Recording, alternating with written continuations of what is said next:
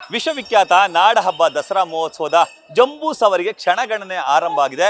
Captain Abhimanyu ನೇತೃತ್ವದ ಗಜಪಡೆಗಳು ಈಗ ಎಲ್ಲ ರೀತಿಯಲ್ಲೂ ಕೂಡ ತಯಾರಾಗಿವೆ. ನೀವು ದೃಶ್ಯದಲ್ಲಿ ಗಮನಿಸ್ತಿರ್ಬೋದು, ಕ್ಯಾಪ್ಟನ್ ಅಭಿಮನ್ಯು ನೇತೃತ್ವದ ತಂಡ ಈಗಾಗಲೇ ಜಂಬೂ ಸವಾರಿಯಲ್ಲಿ ಈ ನಾಡಾಧಿದೇವತೆ ಚಾಮುಂಡಿ ತಾಯಿಯನ್ನು ಕರೆದು ಹೊತ್ಕೊಂಡು ಹೋಗ್ಲಿಕ್ಕೆ ಸರ್ವ ಸನ್ನದ್ಧವಾಗಿದೆ.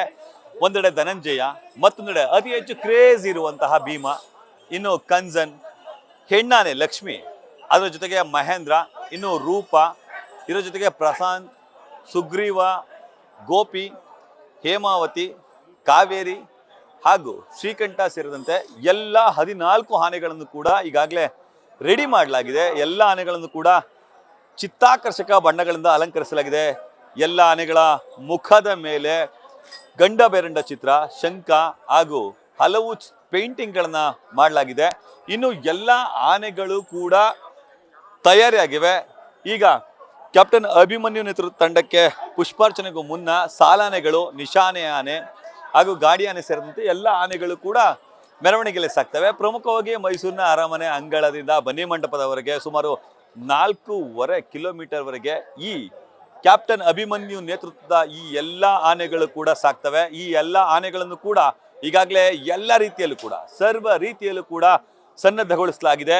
ಕೆಲವೇ ಕ್ಷಣಗಳಲ್ಲಿ ಅಭಿಮನ್ಯು ಕೂಡ ಅಂಬಾರಿಯನ್ನು ಕಟ್ಟಲಾಗುತ್ತೆ. ಅಂಬಾರಿಯನ್ನ ಕಟ್ಟಿದ ಬಳಿಕ ಈ ಪುಷ್ಪಾರ್ಚನೆ ನಡೆಯುತ್ತೆ.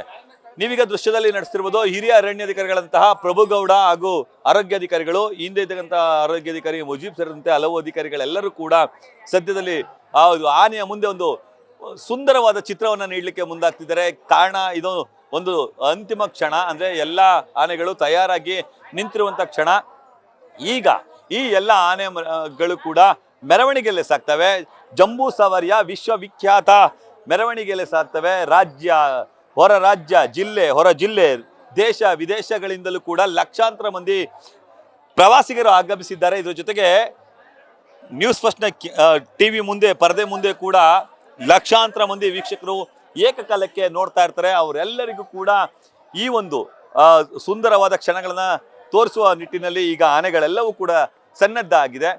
ಈಗ ಈ ಸಾಲಾನೆಗಳು ಜೊತೆಗೆ ನಿಶಾನೆ ಆನೆ ಸೇರಿದಂತೆ ಕ್ಯಾಪ್ಟನ್ ಅಭಿಮನ್ಯು ಎಲ್ಲರೂ ಕೂಡ ಈ ಕಲಾ ತಂಡಗಳ ಜೊತೆ ಹೆಜ್ಜೆಯನ್ನು ಹಾಕ್ಲಿಕ್ಕೆ ರೆಡಿ ಆಗಿವೆ. ಕ್ಯಾಮ್ರಾಮನ್ ವಿನಯ್ ಜೊತೆ ರವಿ ಪಾಂಡವಪುರ, ನ್ಯೂಸ್ ಫಸ್ಟ್, ಮೈಸೂರು.